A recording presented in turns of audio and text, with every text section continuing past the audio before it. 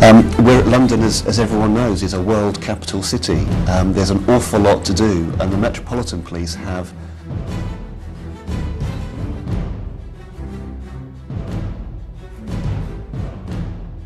wanaagsan waa la wada wadaagay noloshan intaas ay ku dhisan tahay aniga waxba naqaan aygadan aan aqoon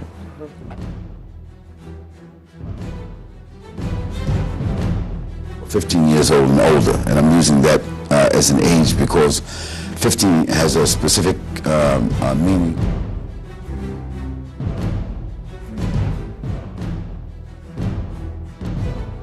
Community. They're,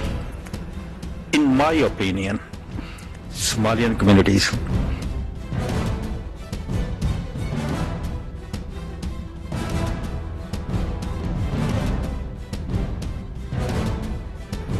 وين نقولها السياسة ده هالكن هذا نقولين وحبك قف سمعنا سهر انتهى السلام عليكم ورحمة الله وبركاته خيارتها وذا نقل سعوتاي مالك سو الدنيا كي جوجتان كنا سو دوادا برنامج كارمها بلشدو همين والبو سنين سلاسة سوق ليس حلقان وكالات كداورتان تي في يونيفرسال برنامج كان عوايان إن شاء الله تعالى وحانو كو مرتقاني أنو دونينا أنو كو إغنو nabadgelyada dalka Soomaaliya sidii loo sugi lahaa iyo muhiimadda ay leedahay ummadda Soomaaliyeed inay ayatiinkooda u tashtaan gacantana ay ku dhigaan nabadgelyo buuxda ay gacantooda ay ku keensadaan gacantooda nabadgelyo buuxda oo ayagu markaas ay u tashtaan dadkooda iyo dalkoodaba haddaba dhawaan markii uu yimid madaxweynaha qaranka Soomaaliyeed waxa la socday wafdi aad u fara badan wafdiga ayaa waxa kamid ahaa وزير كحجينك قاشان دقة قرن كالصومالية مدن عبد الرحمن كلمية حرسي وعبد الرحمن ديركم قاعدير وأصدقوا عاوي استوديوها نلجوجا أذية أن نقوم هاد علني إنه هرينا برنامج شفرة بدنا قلق يبقاتي وبلشة الصومالية اللي جوا عيقلينيو وحنوقنا هي إذا ما أذو فرا بدنا يلوكي هو يكسوجيه وأجنبيه لنا عكرنا وحنوقنا هي إنه يسوي عيدا كالصومالية وسنجارنين ماشي لو ترى قليل أصدقوا وحنا لها نبت قليل ضادن haddaba dilal qorsheysan ayaa ka dhacay dalka hooye gaar ahaan magaalada madaxda Muqdisho guriga maxkamadda ayaa la xasuusataan waxaad kala xasuustaan qaraxidii kale dadka lala beegtay dhawaan oo ay dadku aad iyo aad uga naxeen haddana aad mooleysid maaragtay in si kastoo looga hortago waxyaalahaas ay dhacayaan waxyaalo kale oo ka fara badan laga hortagay haddaba waxaan jecelahay marka hore inaan ku bilowno barnaamijkan soo dhaweyn aan ku soo dhaweynayno wasiir ku-xigeenka kadibna waxaan weydiin doonaa warbixin yar inuu naga siiyo nabadgelyada xaaladdu meesha maraysa gaar ahaan magaalada madaxda iyo qorshaha dawladda u degan ay ku soo afjaraysa nabad la'aanta dhulkii hooye ka jirta dabeedna khadka taleefanka ayaanu idin siinayna insha allahu tacaala waxaan jecelahay haddii ilaahay yidhaahda barnaamijku inuusan noqonin mid siyaasad ku saabsan iyo qori ku taag iyo wixii 22 sanana haystay iyo ereyga la yidhaahdo looma dhamma dawlad baanu leenahay waxaanu doonaynaa insha allahu tacaala nabadgelyada iyo wanaagga inaan ka qayb qaadano dhinaca kalena waxaan weydiin doonaa shicibka magaalada Muqdisho jooga iyo agagaarkeeda xilka ka saaran inay dawladda la shaqeeyaan nabadgelyada cabdiraxmaan ku soo dhawo Universal TV gaar ahaan barnaamijka arrimaha bulshada waa ku dhawaad cabdiraxmaan aad maasanta si gaar ah ayaan kaaga mahad celinaynaa anigoo afka TV ku hadlay imaanshadaada xilligan anoo og inay dhawaan safar kugu jiro aad mashquul u tahay waan kaaga mahad celinayaa waqtigan noo timaadin waa maasanta cabdiraxmaan warbixin kooban waxaad naga siisaa nabadgelyada xaaladdu meesha ay maraysa dhulkii hooy waa bismillaahir rahmaanir rahiim alxamdulillahi rabbil aalamiin wa sallallahu ala nabiyina muhammad wa alihi wa sallam marka hore waxaan rabaa Cabdixafiid iyo Universal iyo dhammaan shacabka Soomaaliyeed inaan salaamo runtii fursadan caawa ay siiseen aad kaga mahad celiyo oo shacabka Soomaaliyeed in halkan bal wax warbixina maadaama dalkan ka yimid inaan siiyo ayadoo toos ligala socdo dacalada dunida oo dhan runtii dalka Soomaaliya oo ogtahay duruufo badan oo kala duwan oo soo maray marxaladda ugu dambeysay oo hadda anaga aan joogno runtii waxaa muuqata marxalad dawladnimo iyo horumar inuu wadanka sii aaday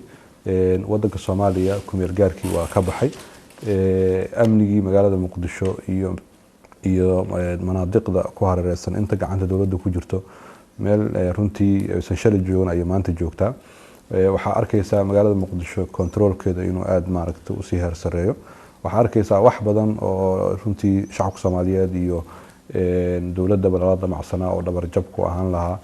ama dhibaatooyin ay abuuri lahaayeen nimanka nabadiidka ama shabaabka la yiraahdo in laga hortago ciidanka qaranka Soomaaliyeed qaybooda kala duwan ayagoo iskaashanaya inay ka hortageen waxyaabahaas oo dhan waxay keeneen in maaragtay amniga guud ahaan Soomaaliya inuu kor u kaco meelaha la isku haleyn karana ay ka mid noqoto runtii wax badan waa la qabtay wax badan waa noo dhiman yihiin wax noo dhiman runtii waxaan isleenahay dadaalka hadda la wado oo dowladda Soomaaliya ciidamadeeda kala duwan oo iska kaashanayaan qeybaheeda kala duwan dhammaan oo madaxda dalka waxa ugu horeeya ay ku mashquulsan yihiin ay tahay kow amniga dalka in la sugo ciidamada qalabka sida in dib loo soo nooleeyo markaa kadib in waxyaabaha kale ay yihiin lambarada kale ku xiga laakiin lambarada ama tiirarka lixda oo madaxweyne xasan sheekh ku baaqa markasta waxa kamid ah kow amniga ugu horeeya saas daraaddeed waxaan isleeyahay amniga culayska la isku wada geeyay meeshii markaa imaanaynay dhowr bilood ka hor ay joogtana maanta ma joogto meel ka fiican ay joogtaa intaas oo hore loogu socdana waxaan rajeynayaa haddii shacabka Soomaaliyeed iyo dowladda ay iska kaashadaan in meel ka fiican ay tagi doonto bilow ayaana la joogaa 22 sano hadda dhibaatadii wadanka jirta waxa la rabaa in laga gudbo marka laga gudbayo waa taqaanaa inta qodxo iyo jagboontiyo oo yaalo oo u baahan in maalinba qayb la qaado marka amni 100% isla markii lama keeni karo laakiin wadadii amniga dowladda Soomaaliya cagtay saartay oo aan rajeynayaa insha Allah taala in Soomaaliya ay noqon doonto mar dhow ama waqtiyo soo socda meelaha la isku haleyn karo inay ka mid noqon doonto haddii la helo dadaalka shacabka iyo dowladda oo hadda runtii muhiimaadka ugu waaweyn ka dhigtay amniga iyo soo celinta nabadgelyada waa gartay mahadsanid waxaa jira ciidamo aad u fara badan oo qalaado dhulka jooga qaraxyo fara badan oo qorsheysan oo al-shabaab ay sheegteen inay ka dambeeyaan oo dalka uu ka dhacaa 18 kun baa joogtay maxay magaalada Muqdisho kaliya xataa u sugi kari laayihiin nabadgelyadeeda oo aan u dhimanaynaa oo baabaayna maalin والله هذا هرت عيدن كالصوماليات iyo ciidamada caawiya AMISOM qeybeeda kala duwan tirada badan leh runtii waxa ogtahay Muqdisho kaliya ma joogaan waxay joogaan ilaa waxay joogaan beledweyne Jowhar dhinacan kale Marko ilaa maaragtay Baydhabo Soonaasna waa joogaan ciidamada maaragtay ku baahsan guud ahaan dalka oo dhan waay qeybaha dowladda ay ka joogto amniga runtii muhiimad gaar ah hore saan kugu sheegay dowladda siisay wax badan waa laga qabtay waxyaabaha dhacdhacana waxa ka weyn runtii waxyaabaha inta badan la fashilinayo oo dowladda fashiliso oo habeenii maalin wax badan la fashiliyaa waxaas waxay keenaan runtii in amniga uu kor u kaco hadda waxyaabaha dhacdhacana hadda adduunyada dhan wax ka dhacan waa ogtahay Mareykanka ayaa qaraxyo ka dhacay dunida inteeda badan meelaha amniga ka jiro ama meelaha la isku haleyn karo wax ka dhacaan waxyaabaha dunida ka dhacay ka mid yihiin laakiin annagu waxaan isleenahay ka dowlad ahaan wax kasta oo amniga Soomaaliya lagu sugi karo ama amniga guud ahaan dalka lagu sugi karo markasta iyo markastaba dowladda Soomaaliya waxay ka dhigtaa number 1 marka waxaan isleeyahay waxyaabaha dhacdhacana waa wax iska waxyaabo inta la fashilinayo ayaa 100% runtii ka badan oo ciidanku u soo jeeda habeen iyo maalin oo uu fashilkeeda uu ka shaqeynayo in la fashiliyo maalmahana waa arkaysid amniga inuu kor u soo kaco waxa marqaati ka ciidamada runtii magaalada Muqdisho si maaragtay jagbontiyada iyo controlka xooga oo ciidanka maaragtay ay ku sameynayaan gaadiidka iyo wadooyinka iyo darisinta la bilaabo oo guryaha dadka in laga warqabo iyo waxyaabahaas oo dhan amniga ay saacideynaysaa oo kaalmeynaya marka waxaan isleeyahay meesha la jooga maanta lama joogo waa gartay waxa kaloo jira muhiim ah in la helo ciidan Soomaaliyeed oo hanan kara amniga dalka oo dhan ama magaalada Muqdisho maxaa idin qabsoomay dhisitaanka ciidankaas maxaas idin ka liman xagees la maray walaa ciidanka qalabka sida hadda ogtahay 22 sano ay ka hor ay baabeen runtii Soomaaliya waa ogtahay qabiil iyo qabyaalada la isku laayay markii ugu dambeysana hadda qawaarij iyo niman deftiinta ku qalloocata hadda jooga oo dagaal ku wada saas daraaddeed dowladda Soomaaliya waxay priority saartay in soo celiso ciidanka xoogga dalka Soomaaliyeed bariisamaadka soo ahaan jiray in lagu soo celiyo ayadaas waxay u baahan tahay marka shaqo badan iyo waqti badan dadka la rabo in laga soo dhaxsaaro waa Soomaaliya oo 22 sano dagaal iyo ehel isku soo dagaalay laakiin hadda waxay maraysaa runtii in guud ahaan ciidanka taliskiisii dib u habeen lagu sameeyay oo la dhisay oo hadda howlgaleen waxa noogu xigana waxa waaye oo hadda qorshaheeda iyo baleenkeeda uu gacanta ku jiro in ciidankii qaranka ama ciidankii xoogga dalka Soomaaliyeed in dib loo soo celiyo xerooyinkii waa la furo waa ogtiin tababaraha ka socda meelihii ciidamada ay deganaayeen shacabka Soomaaliyeed waxa loogu baaqay inay baneeyaan si shaqooyinkii ciidanka ay ku qabsan jireen loogu qabto waxyaabahaas oo dhan waxay ku tusinaysaa in dib u soo noolaasho uu jiro waxaana hadda soo baxday oo kale in shacabku ay ku dhiiranayaan in ciidanka ka mid noqdaan inay maaragtay ka mid noqdaan ciidanka qaranka Soomaaliyeed oo dib u dhiska hadda u bilowday inay ka mid noqdaan maadaama dowladuna ay muhiimad gaar ah ay siinayso ciidankaas in dib loo soo dhiso marka anaga hadda waxyaabaha noogu waaweyn oo muhiimaadkeena ka mid tahay in dib loo soo nooleeyo awoodii iyo xuduudii ciidankii qaranka Soomaaliyeed ee barisamaadkii jir hagaag maxsan waxaan dhawaan TV-ga Universal wariyaashiisa qaar kamid ay wareysi gaar ah oo siiyay David Cameron baa wareysi gaar ah siiyay hadaladiisi waxa ku jiray inaan xabad kaliya lagu xalin karin dhibaatada Soomaaliya ee ururka al-shabaab lagula jiro dariiq kale oo dawladda u banaan ama ay ku tala jirto in nimanka la hor fariisto odayaal qaalo waxgarad culamaa diin loo diro siyaasiyiin la hor fariisto mar un la taraagareeyo ma kulata والله هذا الشباب أنا وحنا إسلامنا هاي رنتي وأوفدنا إنه وده هذا الله يدك وده هذا لكن ده قياب بدن إسكو جيران قياب كم إذا وحنا إسلام ده وده هذا مو ملينا يهدي إني يلي كران أما يلا يان محيل وح يكحرينهين والقاعدة أنا ده رنتي وحيابه ده يوجدين كذا كمان مع إني معرضي ضد الله لفلسطين إن بدنا كم إذا هذا يجي بس يكلا تشبع وقتها إني معنى كستو qaarkood inay isdileen waa la socotaan qaarkood inay warqado u dirayaan emailada iskugu dirayaan ama ay alqaacidada waaweyn u dirayaan ay leeyihiin tusaale ahaan Axmed Godane ayaa dhibaato maaragtay ka ku wada shabaabka dhexdiisii ay leeyihiin qaarkood marka waxaan is leeyahay wada hadal anaga diyaaran u nahay inaan la hadalnana diyaaran u nahay laakiin yaa la hadlaa waa qof la hadlaya ma jirto shabaab waa alqaacidi ku xirmeen alqaacida ayman dawaahiriya meel aan la ogeyn ka xukumo marka nin meel mugdi joogo dad xukumayo si loola hadlo anaga ma naqaano nimankan aaminay in qof muslim dhiigiisa banaystay oo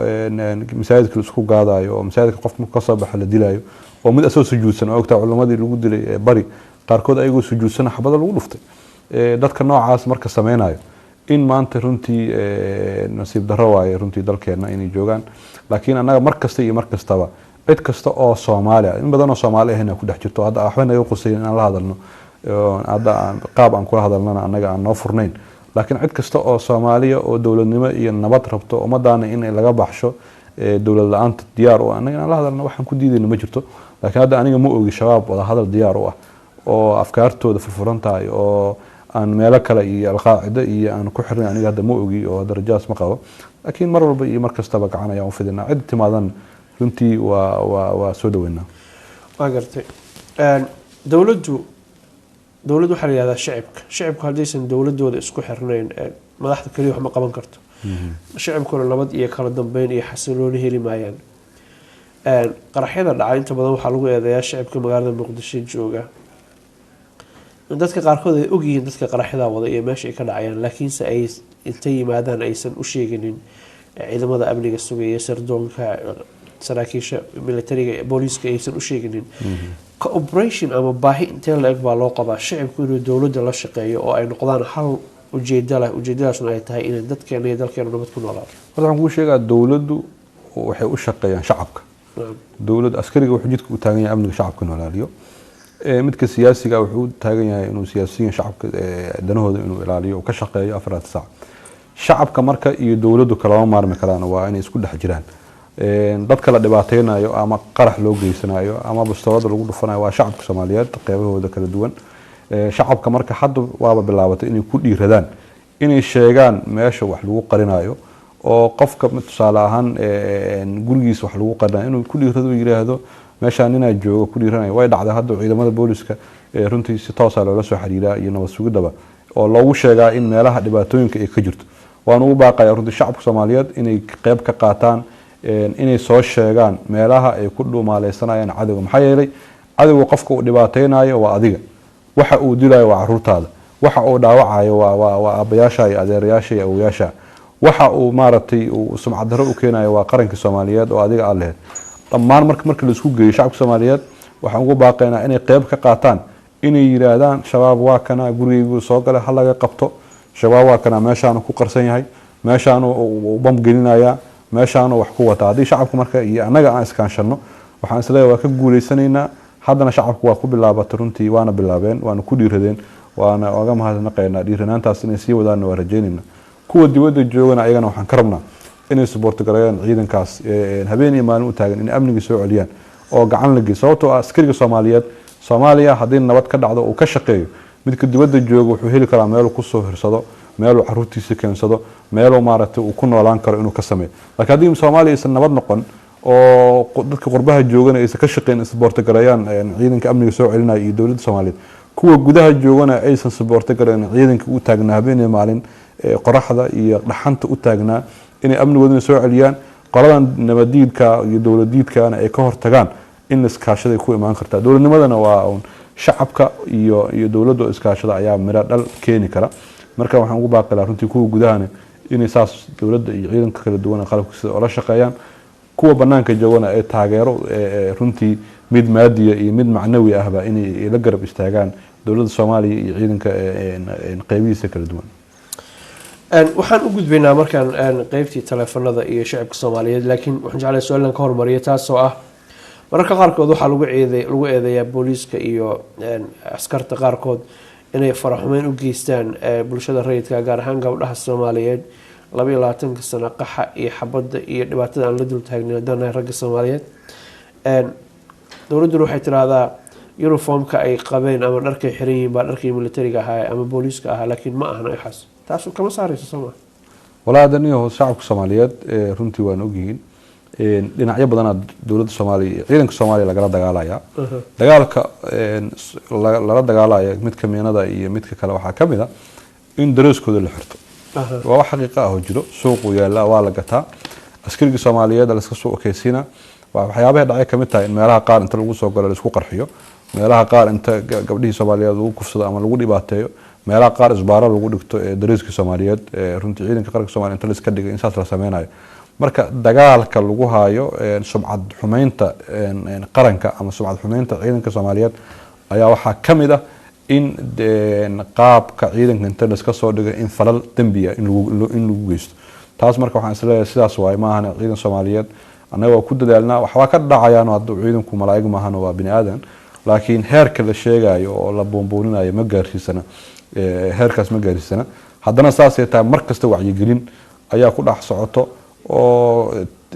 qaybahooda kala duwan waxaan u sameeynaa in la wacyigeliyo oo waxa ay u khidmeynayaan shacabka waay shacabka maadaama ay u khidmeynayaan in ayaga ilaaliyaan number 1 waay sababtoo shacabka marka u shaqeynaysid mid dhibaataysan jidka soo maraayo mid duruufaysan jidka maraayo mid wuxuu rabaa si nabadgelyo inuu ku gudbo qofka dhaxantu u taagan yahay oo jagboontigaas u taagan yahay ama uu amnigiisa ilaalinayo waa shacabkaas marka shacabka inuu dhibaateeyo maba ka suuragali karto asaga waxa uu taaganba inuu maaragtay uu ilaaliyo nabadgelyadiisa marka waxaan isleeyahay waxaas boonboonin fara badan ku jirto waana rajeynayaa insha Allah taala ayada laftigeeda inaan ka gudubno daalan dowladdu waxay dhagaha ka xiratay baa leeyahay dilka suxufiyiinta Soomaaliyeed loo geystay gaar ahaan magaalada Muqdisho dhowr war suxufi baa la dilaa saddex baa hadda maalin la dilay ilaa haatan cid xafiis maxkamad loo soo taagay ama la soo qabtay ama la dabagalay ama raadkooda lagu jira ma lahan waxa la yiraahdaa waa ka xunaay wixii dhacay waxaan ka qabanayna dib dambana warkiina loo maqal say wax u jiraan walaadani waa anaga runtii waxaan ka qayb qaadanaa in la ilaaliyo amniga saxafiga maxay yahay saxafigu waxyaabaha noogu muhiimsan ay kamid tahay sababtoo dadka in la gaarsiiyo xaqaa'iq jiro iyo waxa dhabta ka jira gudaha Soomaaliya in la gaarsiiyo marka dhibaatooyinka dadka ku dhaco oo shacabka kamid yihiin wax gaar ah hadda ku wajahan hadda ma jiraan laakiin bulshada Soomaaliyeed oo dhibaataysan ay saxafiyiintu kamid yihiin saas daraadeed anagu inta aan awoodno inaan hawshaas aan gacan ka geysano runtii dadaal lama haro dowladda Soomaaliyeed lama harto ilaa la yiraahdo qofkii soo sheego qof saxafi qofkii dilay prime minister ko abaal marin uu siin doono waxyaabahaas oo waxaan u sameeynaa waxa waaye inaan lagu dhiiranin in nin saxafiya aan dhibaato loo geysanin annaga hadda dhibaatadana waa la qaybsanaa meelaha ay joogaan waa ku booqanaa qaarkood taageero ayaan u fidinay oo runtii in amnigooda ilaaliyaan iyo sidii ku ilaalin karaan ayaan u sahalnaa marka waxaan isleeyahay saxafiyiintu waa garab taaganaa moogi dhibaatada ku dhacda marna kama indhalaaban waa gartay amaadsantahay Cabdiraxmaan waxaan jecelahay inaan markaan khadka telefoonka u gudbo laakiin dhowr shuruudood oo yar ah xaqiiqatan ma doonin inaan isku xiirno caawa dhan oo hadda mawduuca la qabsaday haliga dabageeyo yara dhageyso markaad fahanteen dad su'aal qabtid insha Allah taala weydii su'aasha adigu aad weydiinayso walaasha ama walaalka horeeya duu weydiiyana qof kale khadka u banee barnaamijkan ma aha barnaamij siyaasad iyo ku dhisan iyo group hebel iyo koox hebel iyo waa barnaamij ah wacyigelin iyo sidii dadka Soomaaliyeed uga qayb qaadan lahaayeen nabadda iyo wanaagga iyo horumarka iftiinka yar oo baxayna qof walba uu qori u saari lahaa si dhuxusha loogu sii baxdo waxaan kaloo idinka codsanayaa mid dhinaceeda kalena inaynan caawa dhan isku dawaqinin oo ma imaqashaan oranin haddii ay dhacdo inaad caawa dhan halow ma imaqashaan dhahno aanu kaa gudbayna insha allahu tacaala fursadana qof kalaan siinaya assalaamu calaykum calaykum salaam waraxmatullaahi wabarakaatu waa warsamo jooga london warsamo miyaa tiri haa walaal soo dhawo warsamo maxaad jecesha inaad weydiisid waxaan otu waan salaama labadiin adiga iyo wasiir ku-xigeenkaba waxaan walaal jeclaan lahaa inaan weydiiyo wasiir ku-xigeenka codka kor yara qaad warsamow ma maqasha hadda walaal waa ku maqlaa laakiin waxaan jeclaan lahaa inuu intaa ka yara dheeraya laakiin waa ku maqlaa hadda ma maqashaa marka si wanaagsan ha marka walaal waxaan rabaa inaan weydiiyo walaalkeen walaal waxaan rabaa inaan ku weydiiyo ciidanka special ciidamada booliiska iyo militariga walaal waxa ka hortaagan in dawladda bal meel kale bal u kaadiye muqdisho kaliya inta ciidanka booliiska police stationkooda la geeyo anigu gaadiid loo gado meel anigu gaadiid tiro badan loo gado inta adiga waxaan maraa 13 degmo ama 12 degmo ee muqdisho in degmo kasta 4-5 gaari inta la siiyo mushaarka inta loo heli karaan la siiyo iyo dhaqaale wuxuu doonaa ha noqotee waxaan qabaa inay ku filan tahay xoolaha naga soo gala dekada inta cid kale loo doonin aan muqdisho kaliya ba ka hadlaya walaa maxaa diida intii askartan intii la habeeyo qaybta qabtaba lala xisaabtaba booliiskan xafadan ka soo qaad kaaraan oo kale kaaraani stationkan intaan askar haystaan labaan gaari baa haysataan waaguna waa ku yar tahay laakiin ayadana ku yar maaha macnaheedu inayna shaqayn karin aadiyaan warsame waan ku fahmay su-aashaadu ciidanka qalabka sida ama booliiska oo kale in mushaar ku filan la siiya hawshooda inay qabtaan lalana xisaabtamo ha lala xisaabtamo dawladda waa mahadsantahay cami si fiican baan kuu maqlay aad baan kuu mahad celinaya dhinaca kale khadka asalaamu calaykum hallo hallo yeah assalaamu calaykum calaykum salaam magaca walaal farxiya la dhahaa farxiya soo dhawo xagee joogtaa waxaan ka soo hadlayaa london maxaad jeceshahay inaad ku biirisid barnaamijka ra'yiga ama su-aalaha waxaan aniga aan isleeyahay aan ku biiriyo xagga nabadda ammaanka in maaragtay maxaa la yidhahdaa ciidamada la badiyo especially maxaa la yidhaahdaa meesha ay xamar laga soo galo afgooyo oo kale ciidamada in loo badiyo oo baabuur kasta ciidamada booliiska la kala qaybiyo afgooyo kale baabuurta kasoo galaysa in la baaro la hubiyo dadka usoo gudbaya muqdisho inay safe yihiin jowhar sidoo kale eriyada ay kasoo kala galayaan muqdisho in ciidamada loo kala qaybiyo oo si fiican dadkana loo baaro intaasna wacyigelin la siiyo ummadda shacabka muqdisho ku nool si loo ogaado haddana dadka soo galaya iyo meelaha waa la ogaan karaa xoogaaya saasaan islahaa aniga farxiyo keliyo xal ay nabad ku heli karaan muqdisho maadaama dhibaatada u badan tahay midda kale haddana aan isleeyahay waa muhiim in laga qabto waxay tahay wacyigelintaas haddana la siiyo boliiska dhar ka duwan dharkii hore oo isleeyahay maadaama qof kasta oo shibciga uu dharkiisa kale soo qaadan karo in astaan gooni ah loo sameeyo identification loo sameeyo magaciisa ku qoran yahay jaakada hortiisa ama sida loo ogaado aad baa umahadsan tahay mudane warsame iyo farxiya warsame waa mahadsan yahay su-aashiisa waxaan u fahmay magaalada muqdisho amnigeedii bal in gacan si loogu sii dhigi lahaa in laga shaqeeyo waxaan rabaa inaan warsamo u sheego magaalada muqdisho mar dhow waxaa ka howlgeli doono ciidamo gaara oo loo diyaariyey qalabkoodina oo u dhammaystiran yahay haddii alla idmo maalmaha soo socdane ciidankaas ee amnigooda degmo walba iyo saldhig walba iyo meel walba la wareegi doona dowladda soomaaliya wixii ugu horreeyey oo markay imaatay ballan qaaday ahayd in amniga muqdisho si gaara loo diyaarin doono amnigiisa in gacanta lagu soo dhigo arrintaas meel fiican ay mareysaa haddii alla idmana maalmaha soo socdo shacabka soomaaliyeed wuxuu ku farxaa magaalada ka dhici doono amniga magaaladana si adag oo adag ayaa maaragtay gacanta loogu dhigi doona insha allah waa gartay farxiyo waxay tiri jowhar iyo afgooye hala xiro si maaragtay loo controlo meesha farxiyo waa mahadsan tahay dee ciidanka soomaaliyeed hadda meel walbay joogaan haddee runtii qaabkii nabadda u sugayaan waa sameeyaan marka waxaan rajeynayaa insha allahu tacaala inay kasii horumaraan laakiin hadda aragtida aad soo jeedsan oo aragti fiican waana ku mahadsan tahay dareenka kugu jiro oo ku saabsan in amniga magaalada in la ilaaliyo oo tusaale xataa aad ka bixinaysid meelaha qaar marka waxaan rajeynayaa insha allahu tacaala ayadaasna hadda meel fiican ay mareen waana hawsha ciidanka ay qabtaan ay ka mid tahay waana waxyaabaha muhiimaadkooda iyo military ahaan muhiimaadkooda ayay ka mid tahay marka shaqooyinkaas waa la qabtaa aadan kaaga mahadcelinaa hadal kale oo dhuxur la hadalkeeda ku jiray farxiyo waxay tiri kufsi baa dhacay ciidan booliis baa dharkiisa la qaatay military baa shaarkiisa la xidhay intii imaan lahayd uniform cusub ha loo sameeyo dowladdu ha bixiso ha la controlo qof walbana numberkiisa iyo magaciisa ha loogu qoro qofkaasuna halkaa uniform baa loo iisho garanaya miduu isaga bedelo taasi waxay keenaysaa shaarkaygii baa la xaday oo uniform baa suuqa laga soo gatay bay yaraynaysaa qorshooyinkaas waa ku jirnaa qorshe waxaa jira ku saabsan in ciidanka qof kastoo askariya iyo dharka uu qaadanayo iyo wax walba lagu kontroolayo ayadana gacanta lagu hayaa waxaan rajeynayaa dacleedmo in mar dhow laga bixi doono askari tuuta wata iyo askariyan la aqoon ayaa wax sameeyay gartay mahadsanid waxaad weli nagala socotaan tv-ga universal waxaana nagala xiriiri kartaan khadka taleefonka aalada twitterka iyo weliba a.xafida tv universal.net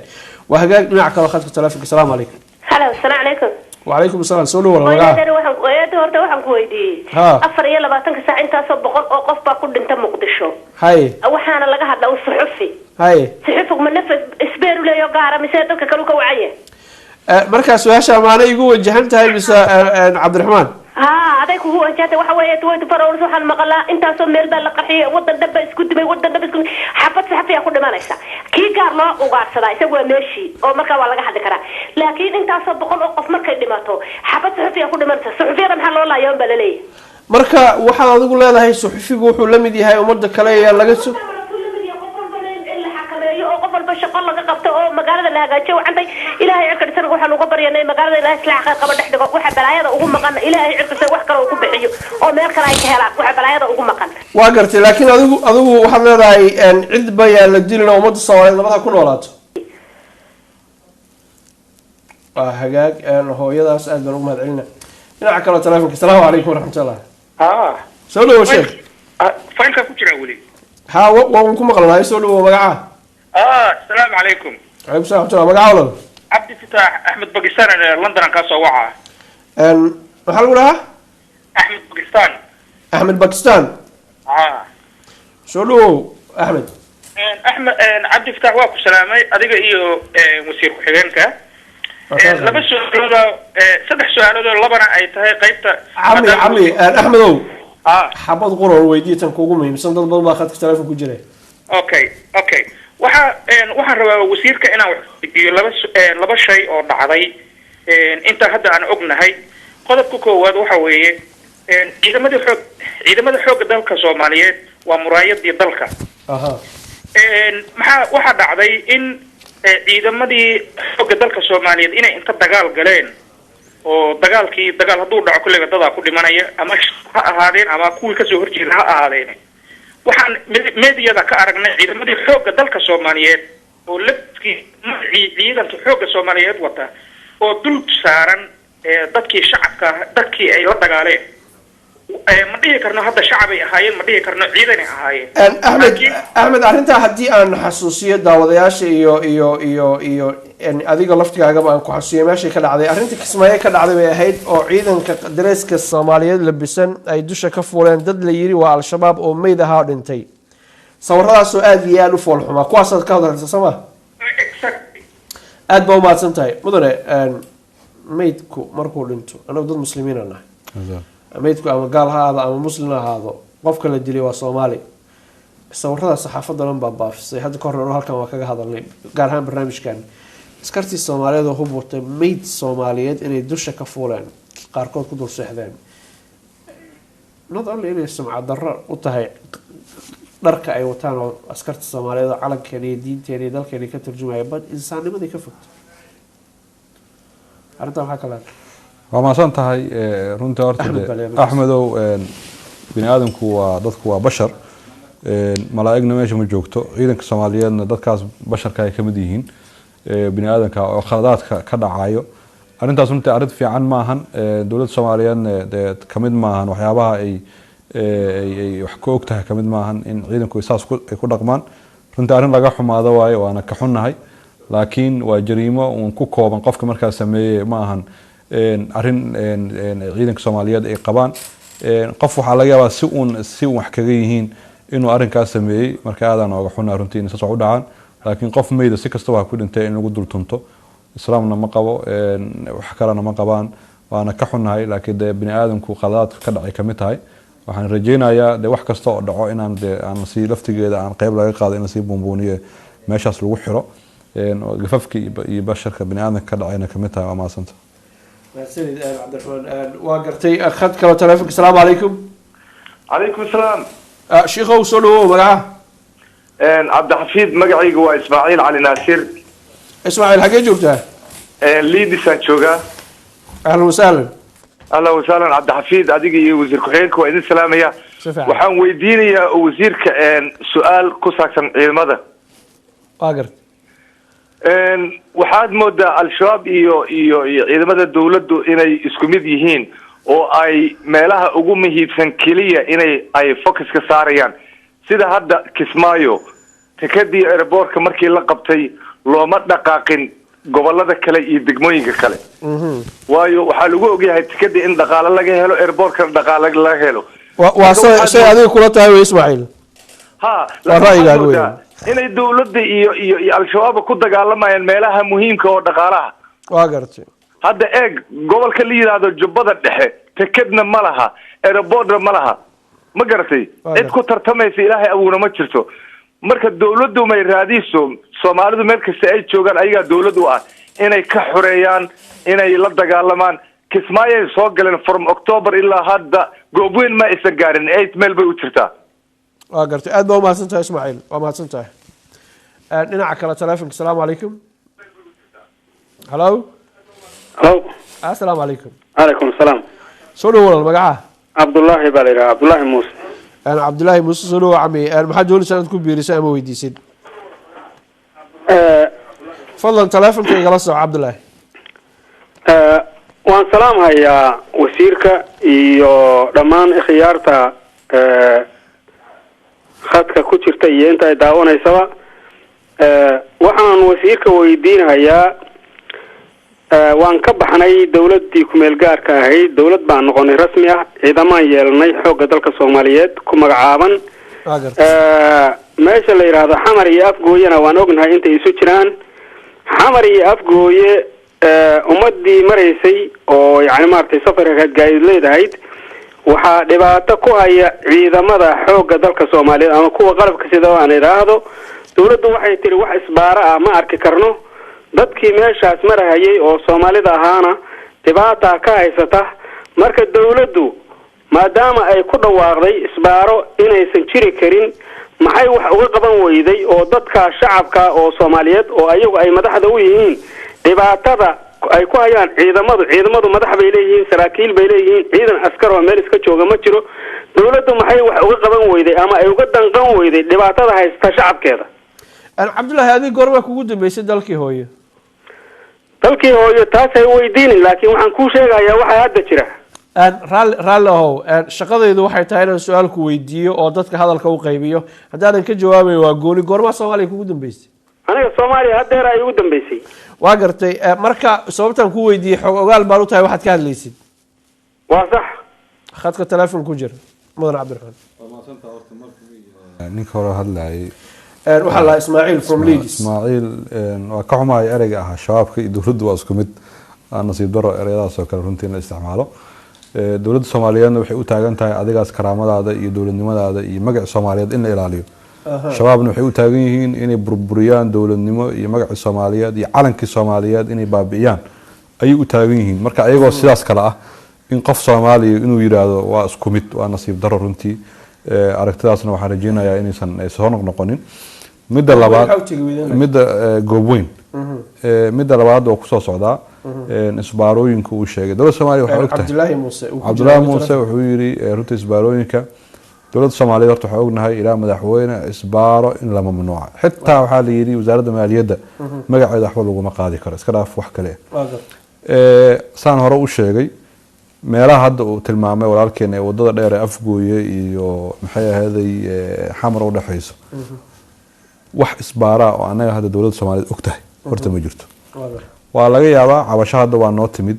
ku aadan in soo boodo wax la yiraahdo iska dhici karto oo askari aanan ahayn qof magaca Soomaaliyeed iyo ciidanka Soomaaliyeed dagaalada lagu la jiray kamid ah in inta meel looga soo baxo baabuur meesha maraayo wixii inta wax laga qaato meesha laga cararo haddana laakiin ayadaas laftigiisa aysan u dhicinna dowladda Soomaaliyeed waxa ugu qorshaysaa waxa aan ku leeyahay amni ahaan muqdisho iyo hareeraheeda qorshaha dowladda Soomaaliyeed ay ka dejisay maalmaha soo socdana waa hirgeli doonaan waana dhameystiran hadda ugu bashaareynaya shacabka Soomaaliyeed inuu dhameystiran hawshaas oo wasaaradda arrimaha gudaha gacanta ku hayso iyo booliska Soomaaliyeed laakiin waxyaabo oo lagu xumeynayo dowladda ka mid tahay marka wax weyn oo hadda ay runtii isbaaro la yaqaano oo afgooy iyo xamar dhexdeeda taala bataata ma jirtaan dhig kara Cabdullaahi Muuse waan ku maqlayaa walaal haba yaraatee wax isbaara ma yaalaan dowladuna waxaas ay ka soo horjeedaa xagad ka keentay adigu markay isbaara taala meesha Cabdullaahi waan maqlayaa walaal fadlan teleefankayga la soco si fiican wasiirka ku-xigeenku wuxuu yiri isbaara anaga mamnuuc bay ka tahay dowladda maaliyadda magaceeda laguma qaadin karo lama dhigan karo laakiin hadday umarinta timaado wax maxay tahay ay qarbudo ama ay ummadaha ay afduubtaan oo wax ka qaataan dowladdu inay nabadgelyada iyo wanaagga ka shaqeysaa xil ka saaran yahay barnaamijyo fara badan baa soo socda waxaa lagu soo afjarayo dowladduna shuqul kuma laha waxay og yihiin oo official ma jirto adigu xageed ka keentay haddaba isbaara taala meesha walaal waa mahadsan tahay waa su'aal wanaagsan weeye aniga waxaan ka keenay waxaan ka soo baxay meesha la yiraahdo xamar waxaan u socday inaan qalab aan geysto meesha la yiraahdo aan u waday gobolka Gado magaalada Baardheere qalabkii asaga ahaa oo aan watay ma aha ku soo booday iyo baabuur lagu soo booday ma aha meesha la yiraahdo afgooye ilaa iyo xamar inta ka dhaxla kharashka iiga baxay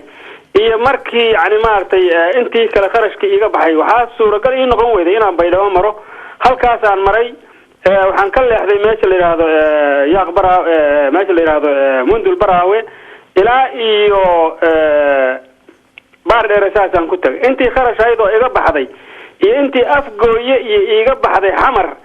waxa badnaaday intii iiga baxday ma aha waxa yani maartay mar lagu soo booday iyo jid iska furan ma jirto ciidamadu way joogaan way labisan yihiin dariiskii way wataan marka wasiirka waxaan leeyahay waan ognahay wax badan oo aan dareemi kara way jiraan laakiin dawladdu waxay ballan qaaday inay isbaaro ay ka soo Cabdullaahi aad iyo aad baa umahadsan tahay I think inaad ka dhacday maaragtay su-aashaada aad ka biyo dhacday waanu ku fahnay mahadsan cami waa hagaag dhinaca kale telefonka salaamu calaykum وعليكم السلام ورحمة الله وبركاته. soo dhawaad magaca نجمة. نجمة maxaad doonaysaa inaad tiraahdo ama ku biirisid waxaan rabaa inaan wasiir ama ku salaamayaa adigaiyo wasiirkaba waa kaa qaadnay waxaan arkay dad oo al-shabaab oo ciidan loo qaatay iyo dhahay waa kasoo baxnay al-shabaab markaas kabacdina ciidan noqday kadibna wax qarxiyay marka dadkaas camal just qof oo al-shabaab kasoo baxay xageed ku aragtay najmay TV-ga maan laga soo dayay qarax dhacay waxaa la ninkaas qoodi hore wuxuu ka imaaday al-shabaab kabacdina ciidana loo qaatay gartay aad baa umahadsantaha khayr allah ku siiyo Cabdullaahi arrintiisii waad maqashay dabcan waxaad sheegtay inaysan isbaari jirin isaguna wuxuu leeyahay dhibaato badan baa igala kulantay oo personal experience buu ka hadlaya dadka al-shabaab ka soo taga oo dib ugu soo noqda ka qayb qaadashada dhismaha dadkii iyo dalkii ma dad fiiro gooniya lagu hayaa ma dhaqan celin ma loo sameeyaa dhulkoodii ma la jeclaysiiyaa dambiyaday galeen inay ka toobad keenaan oo dadkoodii dalkoodii usoo noqdaan xabad baa inta loo dhiibaanayaa guulwada noqon tomorrow hawada gal dabadeedna najmo iyo aanu digada nagaga dhiga waa mahadsan tahay najmona waa mahadsan tahay qofka shabaab ka soo baxo horta waxaa rabaa inaan idii xaqiijiyo qof shabaab ka soo baxay oo ciidanka Soomaaliyeed ka mid ah oo la qortay ma jirto waa gartay shabaab ka soo baxo meel loogu talagalay jirto oo ciidankaas lagu dhaqan celiyo meesha la geeyaa borsaasa la mariyaa waxaa la isku dayaaday in afkaar badan ay ka buuxdo qofka qof ku qancay inuu qof muslima dilo qof ku qancay inuu isqarxiyo qof ku qancay inuu dowladnimadii iyo Soomaalinimadii inuu ka taga dagaal ku bilaabo in inta soo baxo hore si fudud loo aaminahay ma sahlana waxay u baahan tahay in horta wixii ku jiray u baahan in laga dhaqo waqti lagu baxsho marka dowladda Soomaaliya xirooyin u diyaarisay waqti badan lagu bixiyaan la dhaqo haddana waxaa laga yaabaa in loo adeegsado in war laga helo sababta waxaa ogtahay ciidanku wuxuu ku shaqeeyaa war marka waxaa laga yaabaa in inta warar laga raadiyo ma ogi hadda ciidan soo goostay oo inta la qoqorto ciidanka Soomaaliyeed inta lagu daro kamid noqdo ma jiro aslan ma jirto waa laga yaabaa in inta soo goostay maxay ahayd noo yimid process ku jiro isqarxi waa laga yaabaa oo haddana si uu isku qarxiyo laakiin markuu isqarxinayo macnaheedu ma aha inuu ciidanka soo kamid isqarxiyay macnaheedu ma aha mana qorano laakiin process la mariyaa marka arrinkaas waxa waaye ciidankaas processkaas la marshaa meeshaas aan lagu dhaqan celiyaa hadda ninka fiicnaadana saan noloshiisa u sii wadan lahaa ayaan ka fikirnaa kii fiicnaa waayana waxaan ku celinaa isla meeshaas inuu processkaas dhamaystirto ilaa hadda qof caadi oo Soomaali uu noqdo sababtoo markuu ku imaanayo qof caadi ma waxa intaan khadka telefoonada ku noqonin waxaad sheegtay in mararka qaarkood akhbaar in laga helo say u dhaqmaan cidda soo dirtay cidda control la helo taas xuquuqul insaankiisa mararka qaarkood maysan ka hor imaan karin inuu dhibaatooyin in loo geysto ma dhici karta may wax dhibaato looma geysto qofka si caadi isku soo dhiibo oo yimaado TV-ga la keenaa oo ogtihiin waxa la yiraahdaa ninkan shabaab uu ahaa waa soo dhiibay inuu shacabkiisa ka mid noqdo diyaar u noqday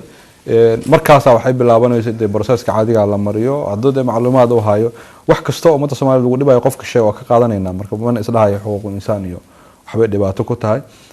arrinkaas waxa lagu badbaadinayaa ummado badan waxa laga yaabaa inuu og yahay meel hub yaalo waxa laga yaabaa inuu og yahay meel lagu abaabulayo in wax la soo qarxiyo waxa laga yaabaa meel dagaal looga soo wado shacabka Soomaaliyeed inuu og yahay hadduu sheego in laga faa'iideysto dambi ma marka saas in looga faa'iideysto dhici karta laakiin ciidan Soomaaliyeed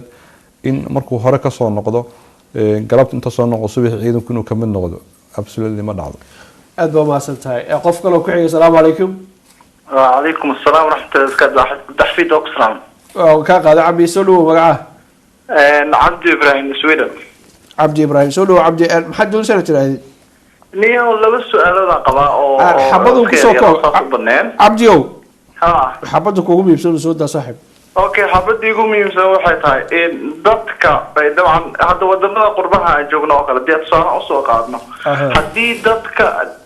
ay wax sameeyaan waxa sheega dadka shacabka oo magaalada degan ama dadka ku dhow marka maxaa loo sameeyay waaye in dadka la dhiirigeliyo ay dad soo sheegaan hadii ay soo sheegaan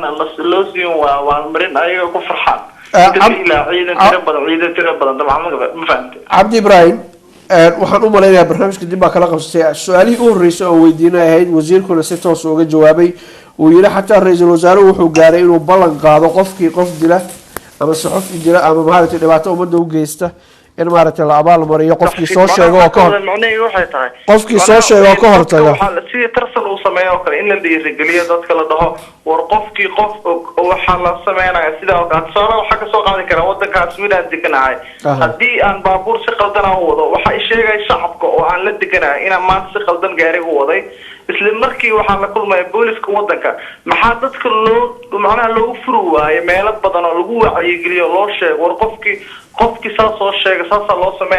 sameeynaa abaalmarin tiro badan loo sameyn waayo dabcan saas waa fikirkii ma garata marka waxaad leedahay ummadda Soomaaliyeed ha u kacdo nabadgelyada iyo la shaqaynta iyo kala dambeynta iyo wanaagga iyo iftiinka baxay ha u istaagto ayadoo qaybaha ka noqoto dawladda umuureeda u sahashay ayadoo nabada ku noolaato dabcan macnaha dawladda wax ma sameyn karto haddii shacabka magaalada degan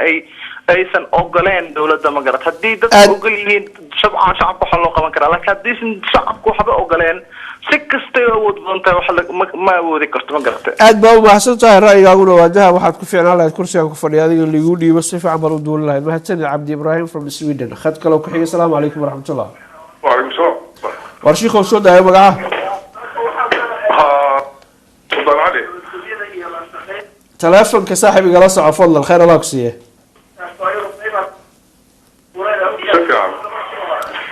waxaan ka codsanayaa maamulka insha Allah taala walaalkaas inay qof kale uga gudbaan inta uu ka hagaajinayo telefonkiisa insha Allah awalku maqlay imika si taaniye insha Allah hello assalaamu calaykum calaykum salaam sheekh magaca waxaan kasoo hadlayaa master baan kasoo hadlaya magaci maxamed xasan baan yidhahdaa ay maxamed soo dhawow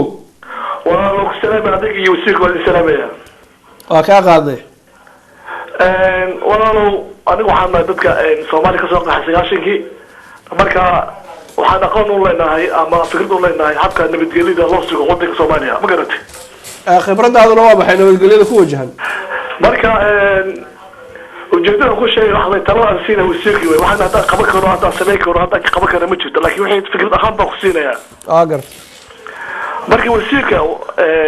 waxaan u jeednaa macnihii saldhigyada ama booliska ama nabad sugidda ama hay'adaha qaranka ee amniga ilaaliya ama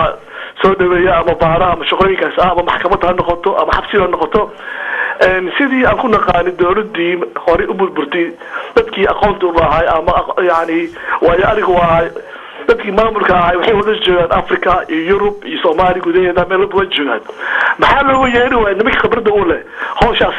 inay qabtaan baa loo dhiibo maxamed xasan aad baa umahadsantahay Ibrahim Abdi Ibrahim from Sweden iyo maxamed xasan aad iyo aad cabdi aan xasuustaa tii ugu dambeysay cabdi waa mahadsan tahay runtii khibradaadana waxaa la rabaa inaad gudihi inta imaato ooga faa'iideyso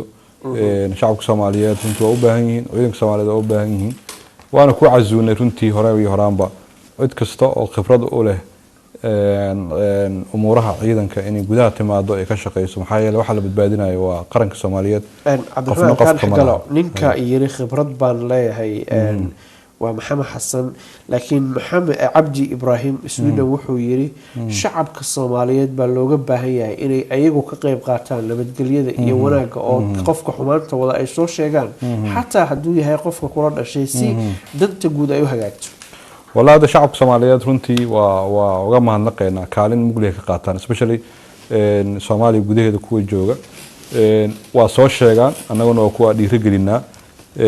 haddii tarsan oo kale uu sheegay tarsan dawladdu kamid yahay hadduu dhiirigeliyo hadda nin banaanka jooga ma ahan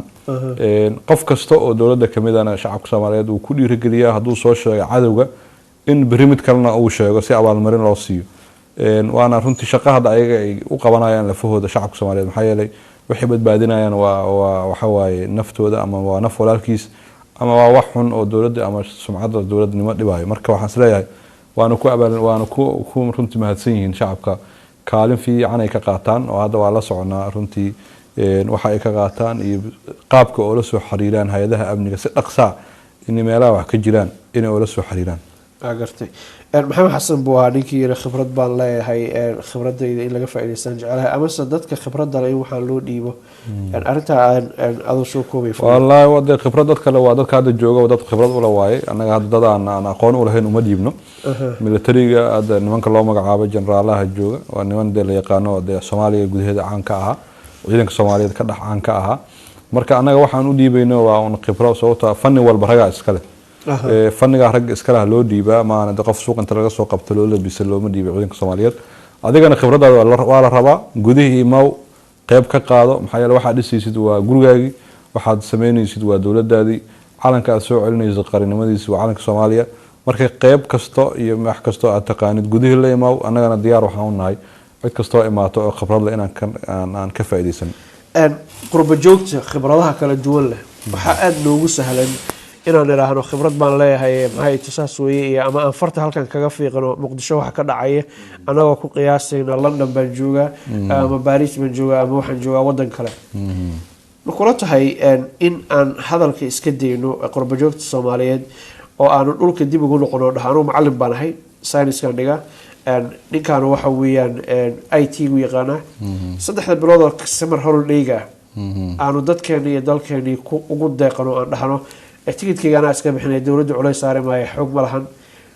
dadkayga iyo dalkayga sacrifice u sameynaya waqtigan iyo time kan waxaan gelinayaa ummadayda Soomaaliyeed si carruurtaydu dhaxal wanaagsan u helaan qurba joog horta waxa laga rabaa waxa waaye nin kasta meesha uu ka buuxin karo in qaranimada la soo celiyo inuu qaybtiisa ka qaato waa gartay nin baa macallin noqon kara nin baa noqon kara inuu wax dhiso engineer nin baa wuxuu noqon karaa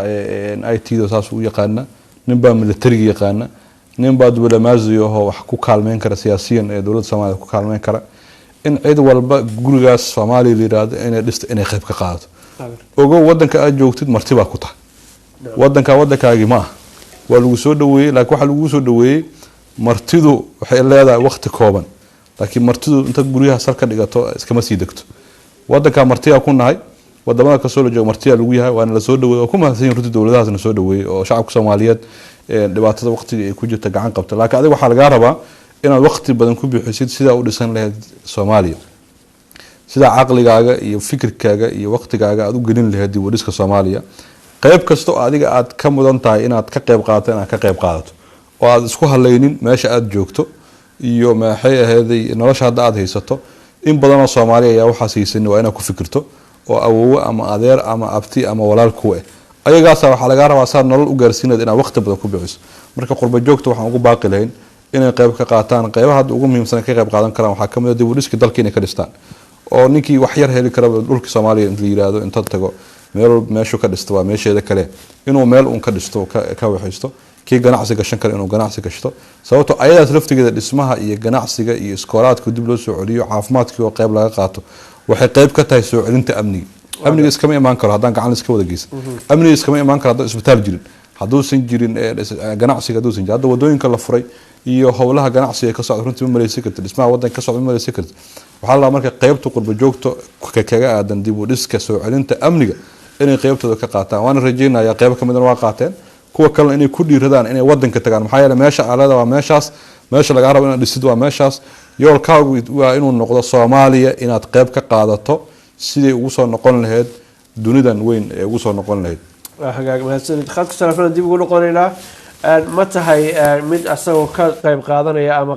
ka qayb qaadanaya xalka ummadda Soomaaliyeed intii karaankaaga uu yahay haddii aad qofka tahay give me a call qof kale oo ku xiga assalaamu calaykum waraxmatullah السلام عليكم. عليكم السلام ورحمة الله وبركاته. شيخ سود هو حقه. مجيء الشيخ عبد الله وحن كسر الله يا لندن. أهلا سعيد. وحن سلامة وزير كحيين كي عادي قبا. كاغا عمي. برنامج كده كسر قال وحن روينا ويديو. دولة ما شاء الله خير قفتوان هنلي. لكن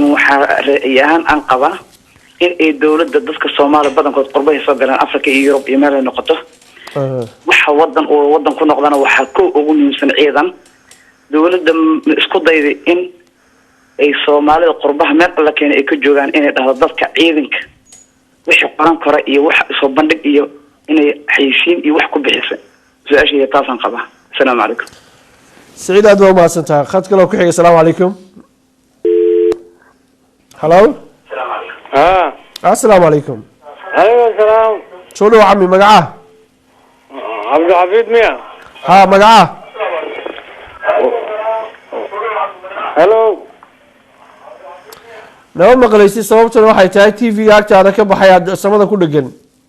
waa ka tagay عبد الحفيظ السلام عليكم وعليكم السلام ورحمة الله si saariyan ku maqlaay magaca walaalo maxamed aadan baa la yiraahdaa Glasgow baan ka soo hadlayaa hay maxamed soo dhaw walaalo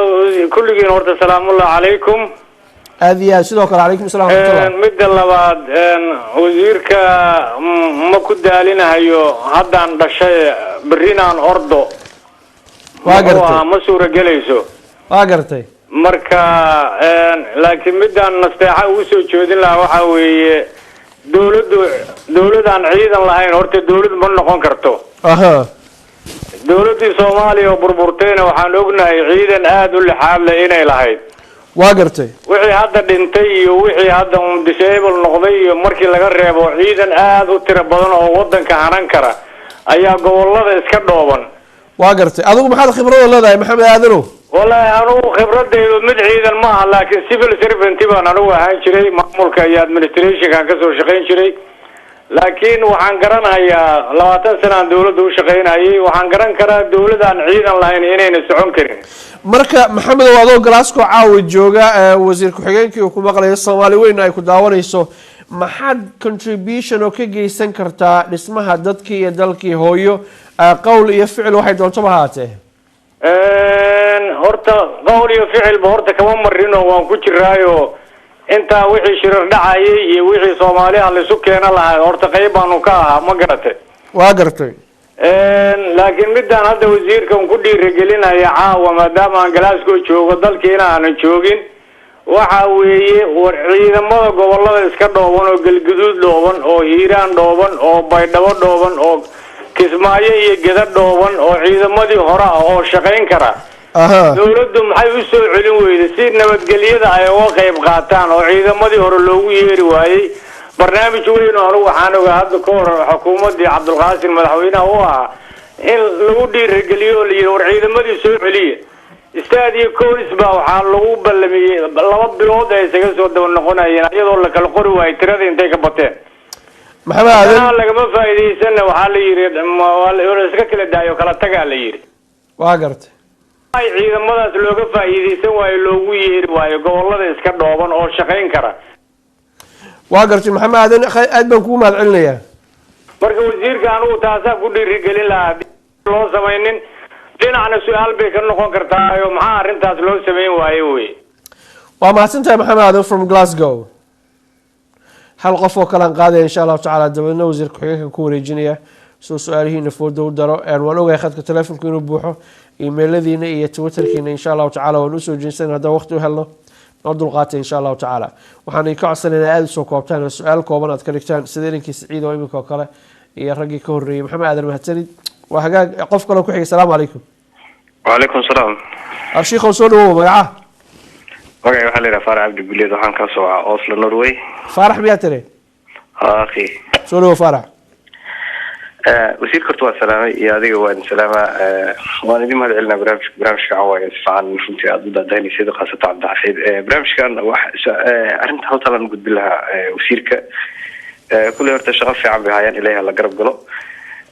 waxa way hawl badan oo wada tale ay hayaan waana mas'uuliyadooda ilaahay la garab galo hawshan arintan dhihi lahaa waxay tahay nimankan niman hore loo aqoon jiray qaabka amniga loo sugayo qaab dawlad hore soo mareen maan yar oo Soomaaliya oo magaalada ku dhex jira oo dadkaagiya oo dadkii dilaya waa qorshe cusub dawladda la tawaado waayo marka anigu kulli waxaan ku tarin lahaa ciidamo tiro badan oo tuutayaal loo geliyo oo magaalada lagu daadshay macna gaar ma sameeyo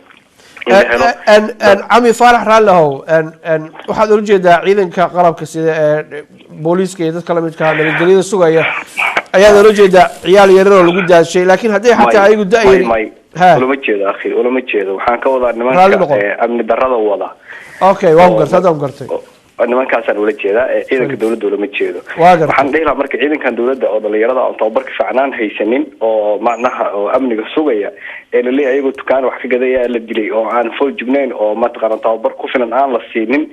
waxaan aniga ku door bilaa dawladda in barnaamij cusub la timaado oo dadka sida iskuulada ilmaha dhigta hooyooyinka dukaaleyda baabuureyda in dawladda ay dadka qorato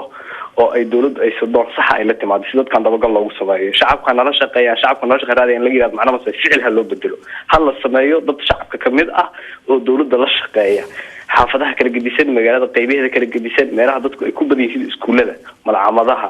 suuqa baabuureyda mataqaana beeraleyda ha lagu dhex sameeyo dad la shaqeeya nabad sugidda ha laga dhex sameeyo faarax aad baa umahadsan tahay mudane aadan maxamed aadan from Glasgow dadka aqoonta u lahaa oo ehelka u lahaa lagama faa'iideysan dadkii ehelka u ahaa la raadso si loo helo wanaag runtii waa dafaran oo sheegay waa anaga diyaar waxaan markasta cid kasta waxa ay ehelka u tahay inaan kaga faa'iideysano oo qaybta ay buuxin karto inaan qaadano aan ka faa'iideysano laakiin dadkan waxa la rabaa inay ku dhiiradaan inay yimaadaan runtii ay dalkiisa ku soo noqdaan waqti badan ay ku bixiyaan in arrintaas maarata nin walba qaybtiisa uu qaato midkii injineera midkii dhaqtara midkii wax kasta journalista mid wax kasta oo ahaado anaga diyaar waxaan ka faa'iideysanaa dharac farxan faarax wuxuu soo jeeshay Norway ninkii imika u dambeeyay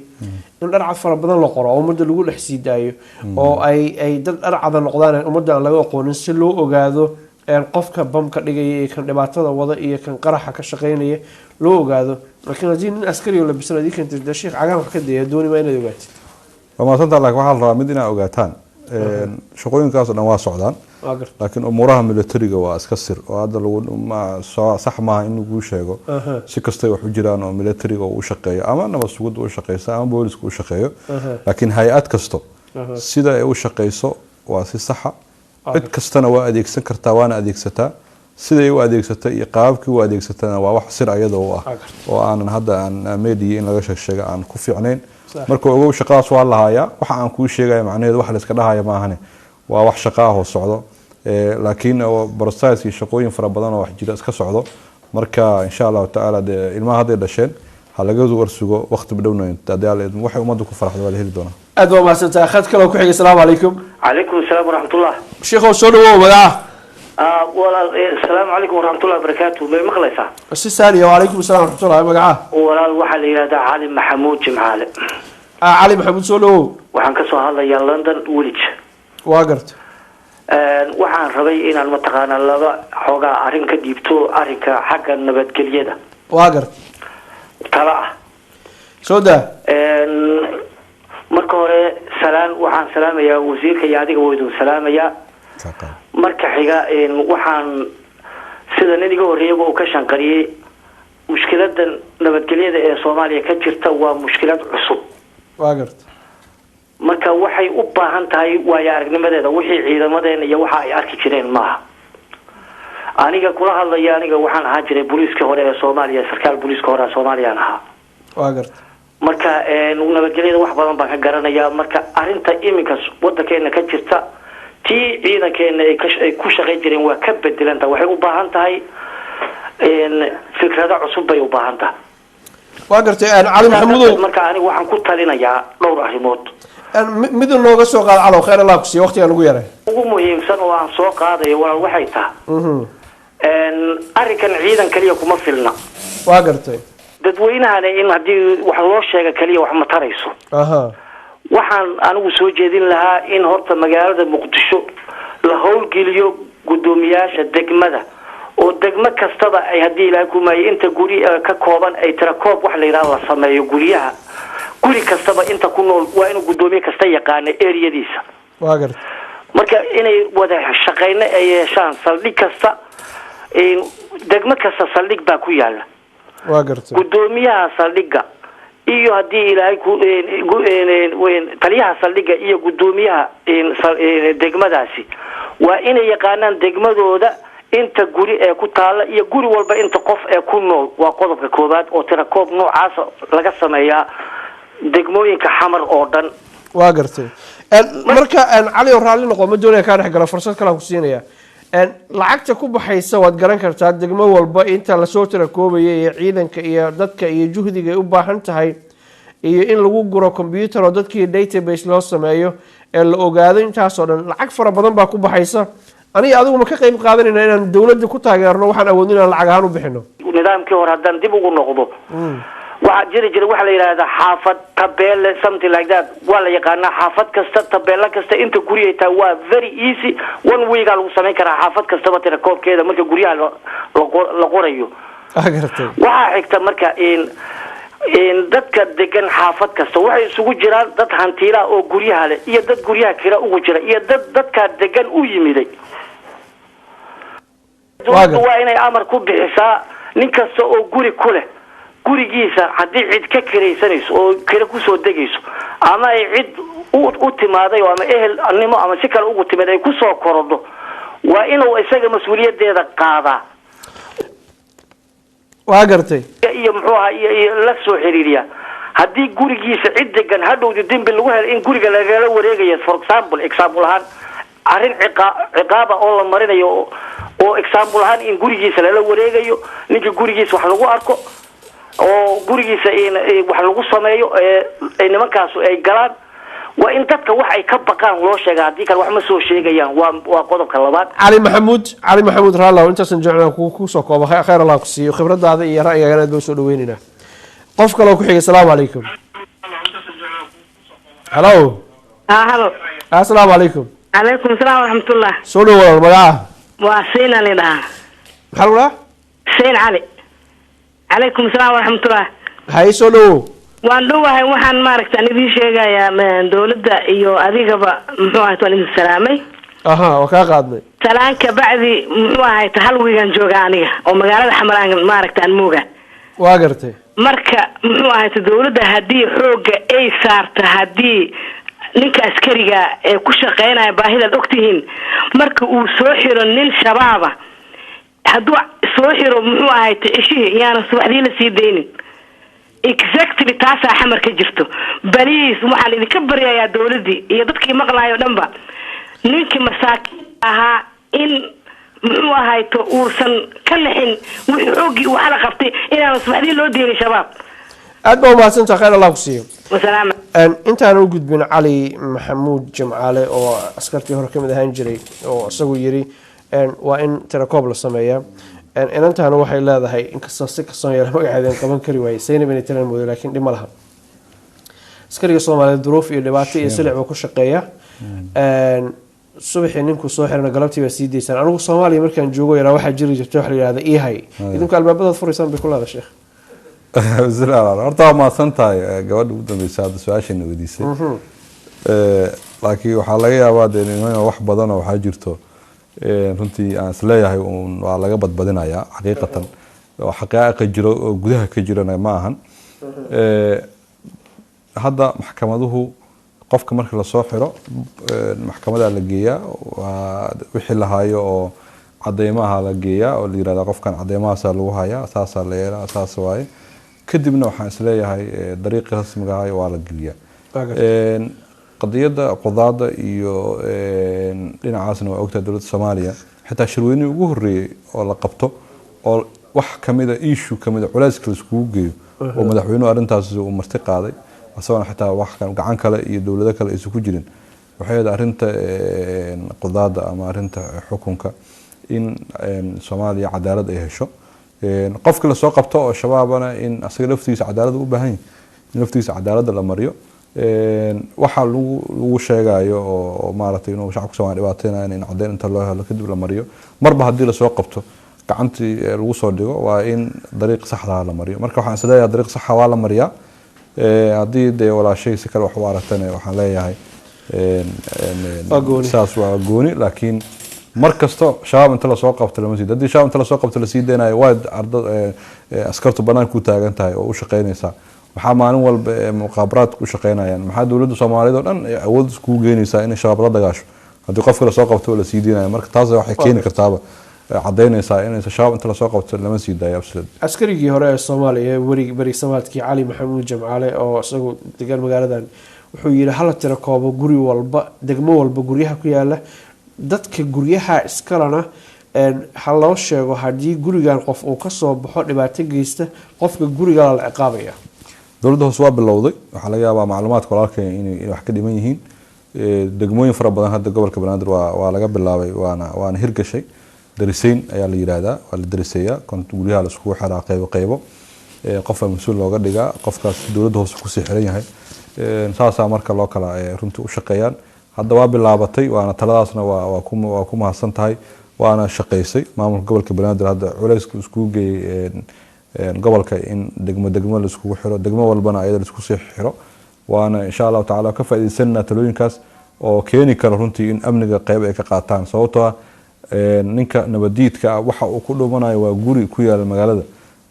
gurigaas marka in la soo helayo waxay u baahan tahay in darisayntaas la sameeyo darisku ay qayb ka qaataan in qofna asagoo dhibaateynaya shacabka Soomaaliyeed ama wax dhibaya qaranka Soomaaliyeed ka sameeynayo inuusan awood u yeelanin inuu ku noolaado guri kamid guryaha xaafadaas ku yaalo arrinkaasna marka meel fiican ay maraysaa daalan aad iyo aad baan kaaga mahad celinayna daawadayaal wali waxaad nagala socotaan barnaamijka arrimaha bulshada oo si toos uga daawanaysan TV-ga Universal xaruntiisa dhexe magaalada London وهجاج واحد جعلنا كوح كلا فرصة يا مرة بعد السلام عليكم. هلو. وعليكم السلام. أسأله ولا المجاعة؟ ولا المجاعة يقول حلقي على مصطفى عمر حاجي. عن سواعي هلو. مصطفى كم مغلا؟ ولا واحد جوكا مقالة لأن حفظ هيس. مصطفى حدا تي في اسكال قصير وعنا الله صاحب. ولا أديك وزير كوين السلام يا. عليكم السلام. أيه. مصطفى هيا يوقع قابلنا هذا قبل حضر سفع سولنا مقليس سفع عمكم مقلع الرهي سودنا والسلامي نسودو هاي والله هو محسن هذه وزير كوين كوين السلام يا قرتي waxaan jeclaa inaan ku noqdo su'aal hore oo la weydiiyay wasiirka oo aan si fiican uga jawaabin qirtay midii ahayd dadka Kismaayo al-shabaab ee meydkooda askartu ay ku duujiiftay in badan baa waxa ka maqalnaa wasiirada iyo dadka halka barnaamijka aad ugu yeertaan waxyaabaha Soomaaliya ka dhacaya waa ka xunnahay iyo sympathy badan iyo waxyaabahaas waxaan rabaa wasiirku inuu sheego askarta Soomaalidu haddii khalad noocaas oo kale ay sameeyaan talaabada ay dawladdu ka qaadayso ma uu sheegin waa ka xunnahay in badan baan maqlaynay anigu hadda wasiirka personal oo ma aqaano shakhsiyan wax xumaana uma qabo laakiin aad baan u carooday markii su'aashaas istaadaafiyay marka waxaad leedahay Mustafa hadan si saani ku maqlay wasiirku uu sheegay inuu ka xun yihiin diintu aysan qabanin islaamnimadu aysan qabanin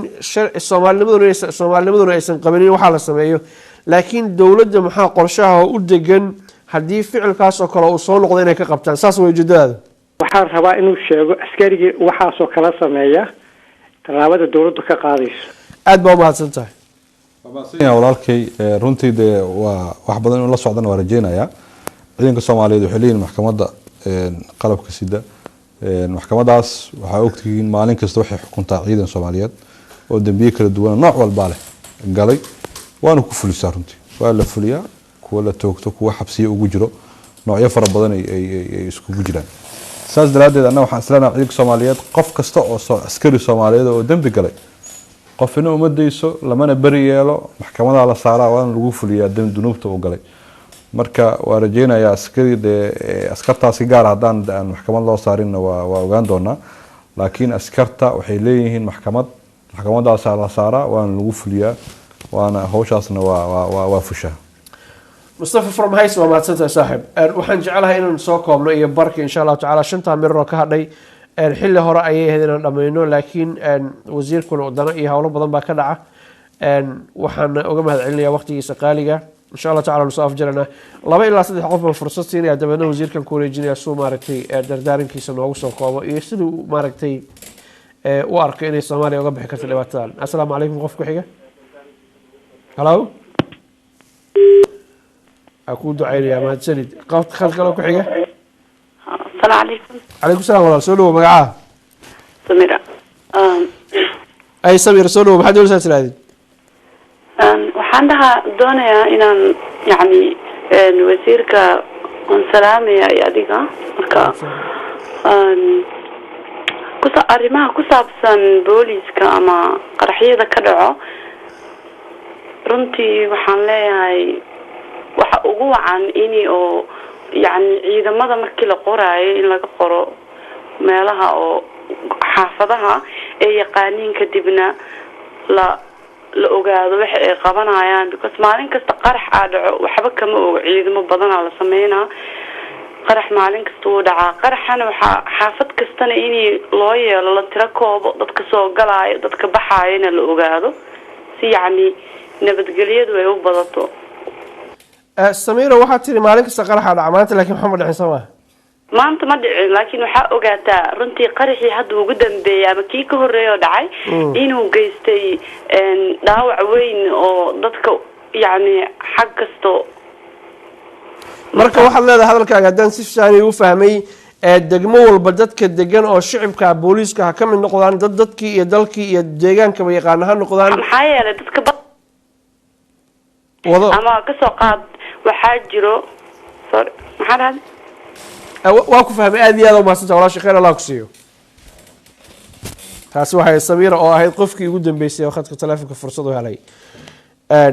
waa hagaag waxaan jeclahay inaan kusoo koobno arrin yar oo muhiim ah oo TV-ga Universal oo ayaamahan dambeba waday maamulkiisu iyo shaqaalihiisa qaar ka mid ah in dalkii hooyo dib loo dhiso oo anagu mas'uuliyad aan saarno oo anagu United Nation iyo dawlad iyo dad waxna siiyana wax ka sugan anagu waxaan haysano carruurteena aan ka goyno dabadna carruurta Soomaaliyeed ugu deeqno.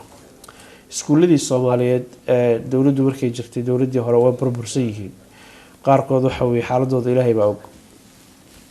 waxaan wadnaa fikrad ah inaan iskuulada dib u dhisno intaan awoodno meel kaliya magaalo kaliya kama dhisano waxaan rabnaa inaan meel kala duwan ka dhisno carruurta agoonta iyo kuwan awoodin in la siiyo. dawladdu waxyaalahaas kala soo dhaweynaysaa dad Soomaaliyeed oo dadkooda u tashanaya sababta loo rabo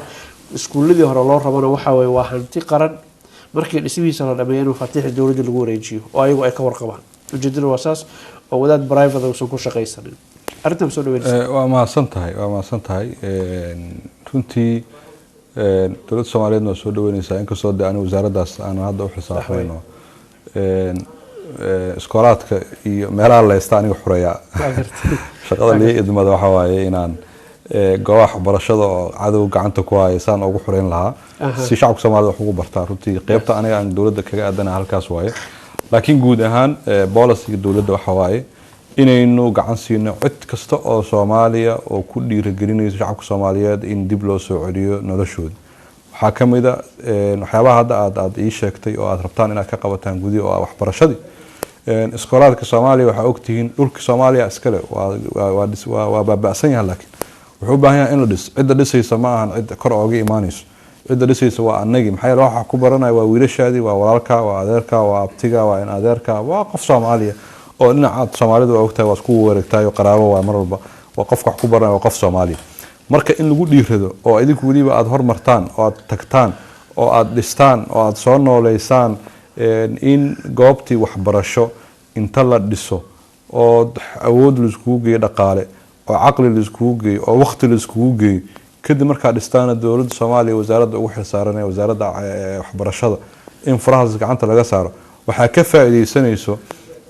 arday Soomaaliyeed oo aan fursad u helin inay dhaqaale iska bixiyaan oo aan awoodin maanta in inta iskool tagaan inay iska bixiyaan fiiga iskoolkaas inay iska bixiyaan fursada waxa uu siisay inuu wax barto fursad waxa uu siisay xitaa mid ku fikiraya inuu maaragtay waxyaabo fara badan oo shacabka dib u dhibaayo sameyn lahaa inuu maanta fursad u helo inuu wax barto inay qayb ka qaadato waa idinku dhiirigelinaynaa dowladda Soomaaliyeena garab ay idinku siinaysaa arrinkaas inay idinkala shaqeyso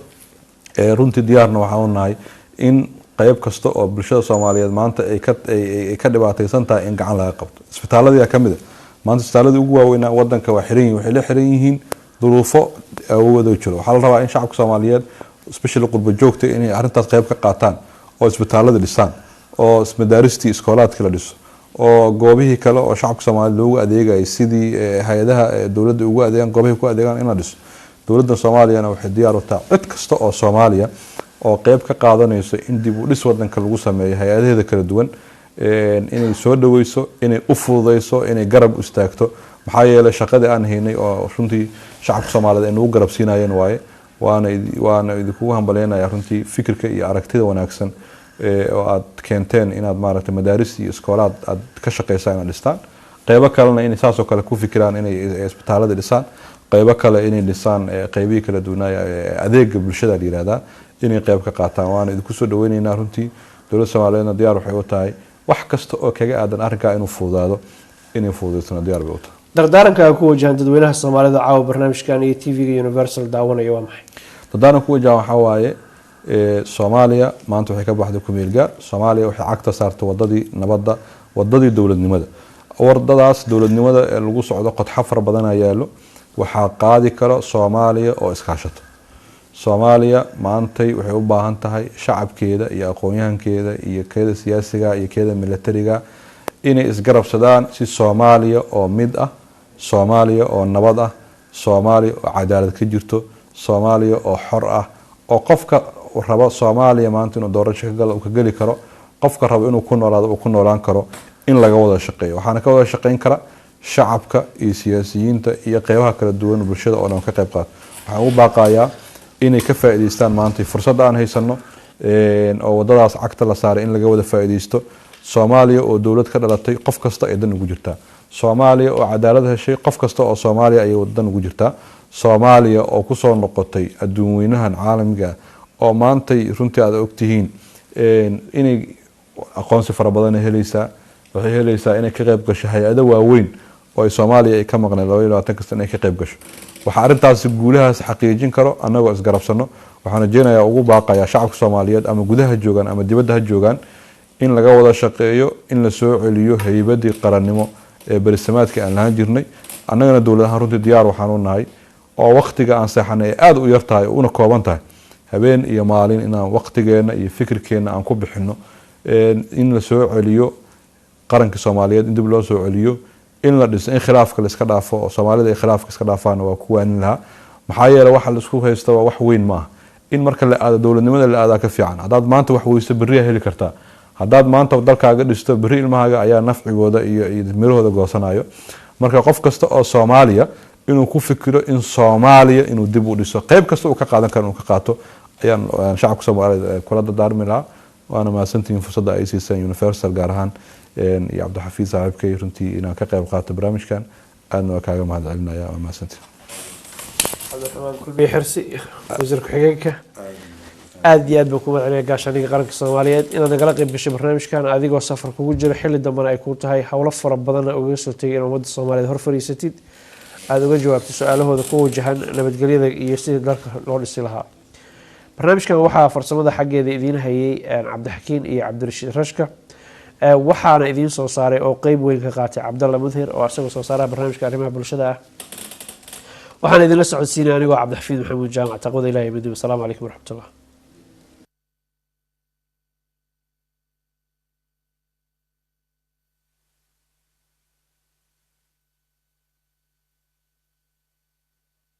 Everyone knows it's a world capital city. There's an awful lot to do, and the Metropolitan Police have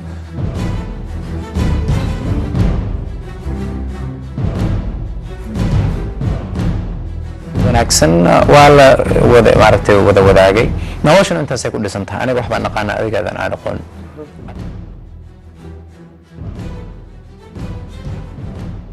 15 years old and older, and I'm using that as an age because 15 has a specific meaning.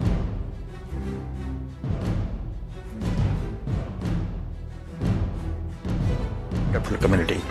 They are, in my opinion, Somalian communities